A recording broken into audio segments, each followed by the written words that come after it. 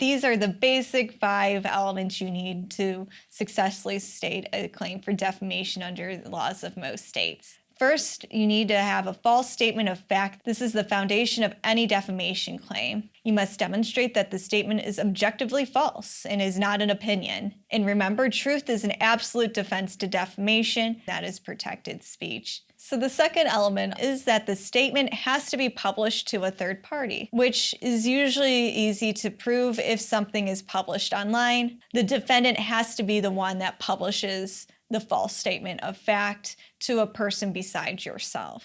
Third element is that the statement has to identify you or your business, either directly or indirectly. The average person online has to know that you're the one that the defendant is talking about.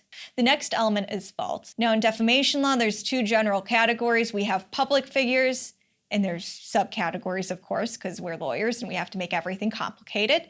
And there's also private figures. So most of us are going to fall into the category of private figures. We're just ordinary people. We're not household names. We're just going about our life. So us private figures need to show negligence. In legalese, this means that our defendant did not take reasonable care to check for the truth. Now, for celebrities and household names, people that we know, politicians, anyone who holds an elected office, they are considered public figures. And in the United States, a public figure needs to prove actual malice.